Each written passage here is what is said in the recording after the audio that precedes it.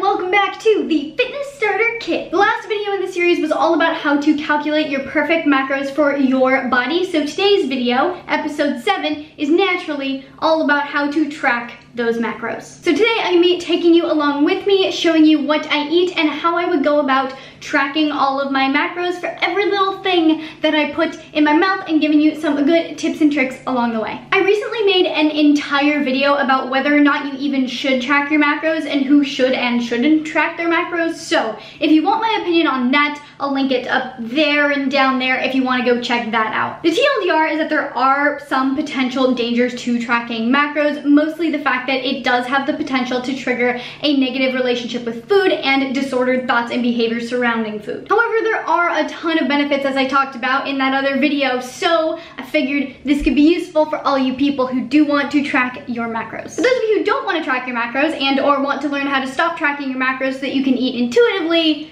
that's coming up in the future of my Fit Kit series, so stay tuned. So what you will need in order to track your macros are, first of all, your macros. If you haven't watched my previous video in this series all about how to calculate your perfect macros, do go watch that, because I go through all of the steps that you need in order to find your macros for your body, and you can even go super in depth and use a tool that I created to actually find your specific macros for your specific body, not even using some stupid online calculator that doesn't know you and how you react to different things. So yeah, go check that out to figure out your macros. When you're done with that, come back, because you're gonna need a few more things to track your macros. The next thing you will need is a food scale. I will link the one that I use down in the description if I can find it on Amazon or whatever. And you'll need some sort of measuring cup to measure liquids. Theoretically, you shouldn't need measuring cups like these to be able to track your food, because the best way to track any solid foods is by weighing them. However, having a set of regular measuring cups may be super useful if you don't want to spend your time weighing literally everything. If you're trying to be as accurate as possible, especially if you're prepping for a competition or something like that, I definitely recommend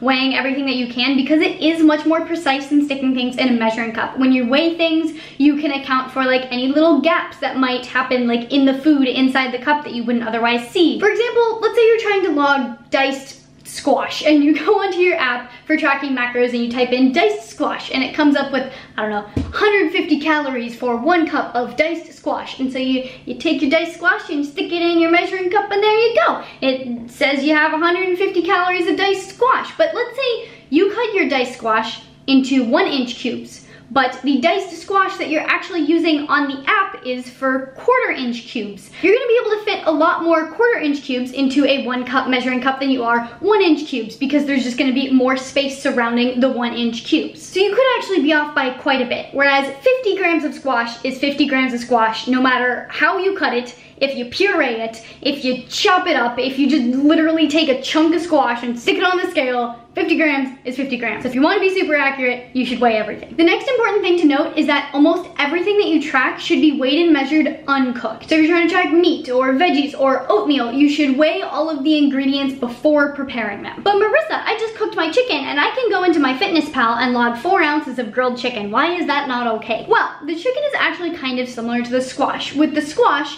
how much you chop it up changes how much of the squash you can fit into 1 cup. With the chicken, how long you cook it and the temperature you cook it at changes its final weight. So if you were to take 2 8-ounce chicken breasts and stick one in the oven at a really high temperature for a long time and one in the oven at a lower temperature for a shorter time, a lot more water would cook out of the chicken that was cooked longer at a higher temperature than the other one. So they would end up at 2 completely different weights because of the water loss, even though you have literally the same amount of actual chicken and nutrition in those 2 chicken breasts. However, when you weigh raw chicken, the 2 chicken breasts are gonna have roughly the same percentage of water content, so that's a much more accurate measurement. If you have any questions about how any of that works, please feel free to ask down in the comments below, and I will do my best to answer all of your questions. So with those things in mind, we're gonna go on to step 1 of how to actually start physically tracking your macros. The first thing you're gonna do is enter your macro goals into the app so that you can log your progress throughout the day. I'm gonna be using MyFitnessPal to demonstrate, just because I feel like it's what most people use. So let's say you calculated your calorie need to be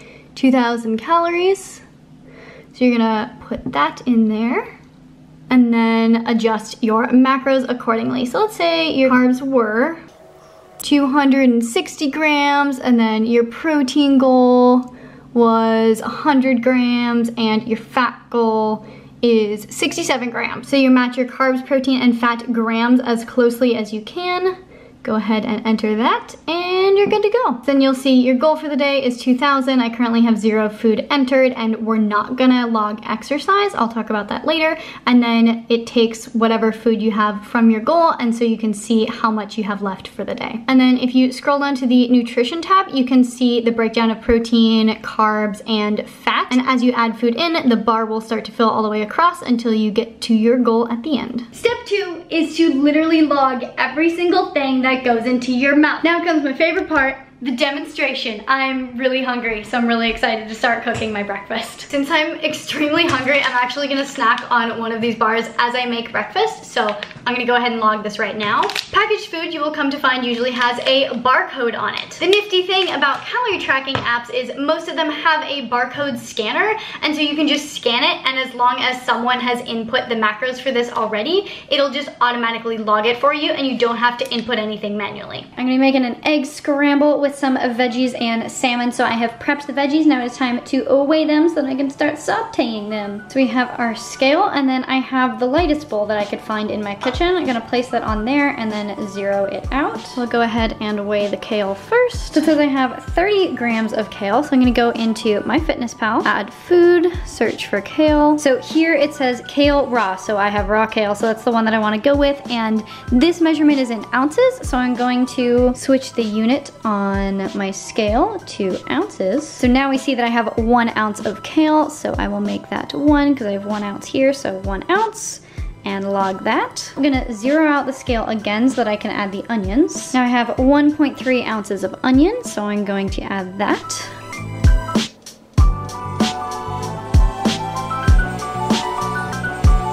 Zero out the scale one more time so that I can add the cooking oil. And we can see on the label here that a serving size is 1 tablespoon, but it's 14 grams. Oh wow, I poured exactly 14 grams. Perfect. We'll add food, scan the barcode. Since it's already 1 tablespoon, which is the equivalent to 14 grams, I will just log that as is. I'm just gonna dump that into my pan and then weigh out the salmon. I'm just gonna chuck in like half the tin and see how it makes me feel. So it says I have 59 grams in there, and that looks about good to me. So I'm going to scan the barcode for this now. So instead of 1, I'm going with 59. Eggs are one thing that I never weigh or measure because all eggs are gonna be a little bit different. You'd literally have to separate the egg yolk and the egg white just to make sure you're getting the proper ratio of egg yolk to egg white when you log it. So I just usually log the nutritional information that whatever app that I'm using has for 1 egg. And salt and pepper and other spices aren't something that you should worry about logging either. They're so negligible, and sodium, all of the recent research is showing that it really isn't much of an issue, and that you really can't overconsume salt, especially if you're cooking food at home and not eating out a bunch. You're not gonna put in too much salt to the point where you're gonna have any negative health issues because of it. Nutritional yeast, on the other hand, is gonna be something that you are gonna want to measure because it does have a significant amount of nutrition and calories. So that is weighing in at 3 grams. I'll go ahead and log that and then add it to my eggs. So here's my delicious egg pizza, and I've decided that I wanted to add some avocado. So we have 61 grams of avocado going on my egg pizza.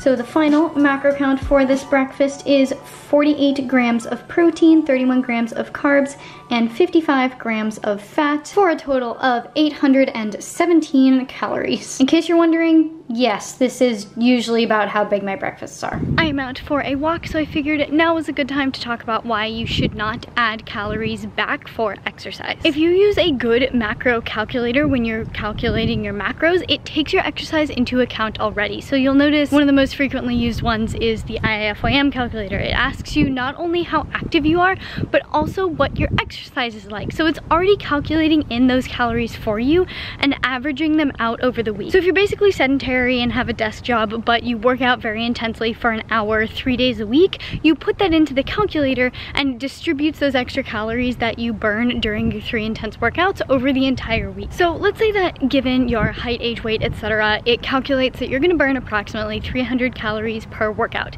It's going to give you an extra 900 calories per week. The exercise is already calculated in, so if you're counting your macros and then you go to the gym and log your gym session and count that as an extra 300 calories burned, you're gonna end up eating an extra 300 calories for that day because that exercise is already accounted for. It is now dinner time. I got some ground yak meat at the farmer's market the other day just to try something different. So I'm gonna make a paleo ground yak chili. I feel like this goes against everything that chili stands for, but we're gonna make it happen. So I went ahead and I prepped all my veggies. I'm gonna be using carrots, onions, mushrooms, kale, some sweet potato, and some zucchini, and then, of course, the ground yak. And I have some pasta sauce right here that has no added sugar. So to get this party started, I'm gonna start by cooking the more tough vegetables in some pasta sauce. We have 167 grams of this. We'll go ahead and log that for dinner. That's 291 grams of yam, but I left the skin on, so I wanna make sure that when I look it up, that I include that in my measurements. So we have yam raw with skin. We don't want the baked one or the roasted one. It wants it in ounces, and that's 10.2 ounces. And we added the zucchini. We had 249, so that's 2.49 times 100 grams. And now in a separate pan, I want to start cooking the yak. So I'm going to add a little bit more pasta sauce.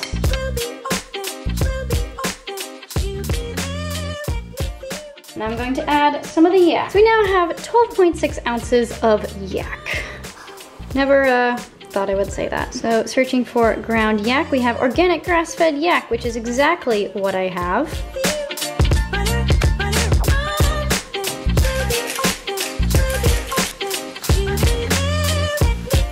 We have 77 grams of carrots.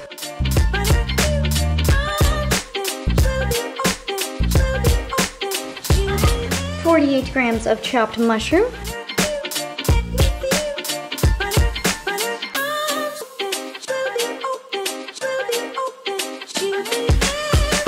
58 grams of onion.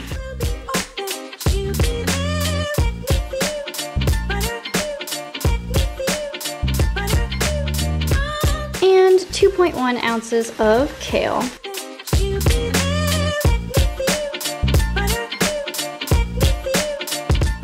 And then as one final trick, I'm going to dump in the rest of this jar, but measure it in reverse. So I'm gonna measure the total weight and then dump in whatever's remaining and then see what the scale says the negative weight is, and that negative weight will be the weight of whatever I put in there. So we have the jar, we're gonna zero it out. Now I'm going to dump it into the pan, and now it should weigh less.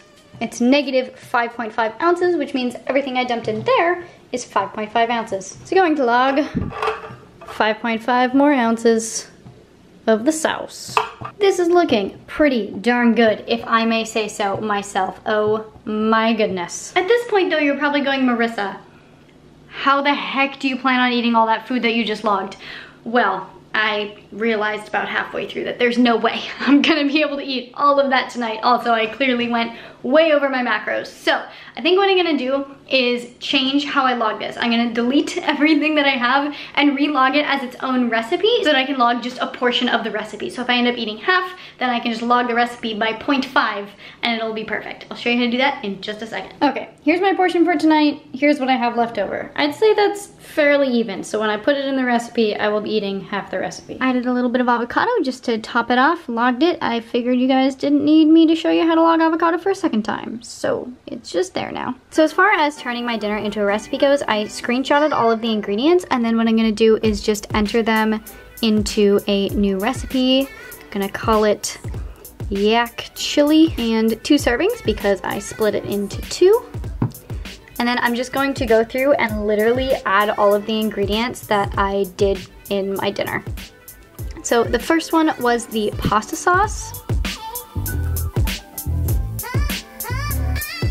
And I ended up using the entire container, so I'm just gonna log the entire container rather than logging it all separately again. Then go to the next ingredient, yam raw with skin, 10.2 ounces.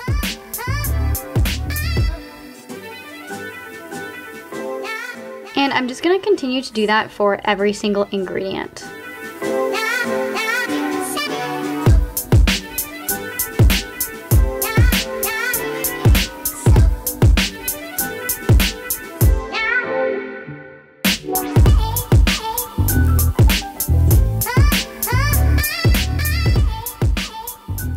So now I have my serving of yak chili logged. I'm gonna go ahead and delete all of these extra ingredients so that doesn't say I had over 2,000 calories for dinner. That's better. So now I am currently at 89 grams of protein, 112 grams of carbs, and 91 grams of fat, which is much more in line with my personal macros rather than the macros that I set on here. I'm not aiming to hit these macros because they are not my macros. I'm aiming to eat what makes me feel good. And that is all I will be logging for the day. I might go have some raspberries or maybe a little bit more chocolate later, but that is all I will be including in my little how to count your macros tutorial. But before I let you go, I have one more little note to give you. So according to MyFitnessPal, I consumed 91 grams of protein, 127 grams of carbs, and 96 grams of fat for a total of 1,715 calories. Now, if you are savvy with numbers and know that there are 4 calories per gram of protein, 4 calories per gram of carbs, and 9 calories per gram of fat, you will know that that doesn't quite add up. That actually comes out to 1,736 calories. So which one do you go with? Which one's gonna be correct? Well, there is one correct answer for this. It's not an it depends, thankfully. You always go with the macros. You don't go with the calorie count. I'm not sure if this is a problem with other apps because I haven't actually calculated it out to check, but I know that with MyFitnessPal, they round it kind of weirdly in a way that makes it so that the total calorie count doesn't actually match the calories directly from the macros. Don't know why they do that, just go with your macros. So that is all I have for you guys today. I hope it was helpful. Again, if you need help calculating your macros that you should be hitting, my previous Fit Kit video was all about that, so I'll have that linked down there. And if you just want my general opinion on whether or not you even should count calories, I'll link that video down there as well. If you did enjoy this video, please do give it a big thumbs up because it really does support me and my channel. If you have any questions or comments regarding counting calories and macros, please do leave them down in the comments below and I will try to get to them. Please share this video with all of your friends and your family and your macro counting buddies, and subscribe for more videos. Hit the notification button so you don't miss those future videos, and I will see you very soon. Bye.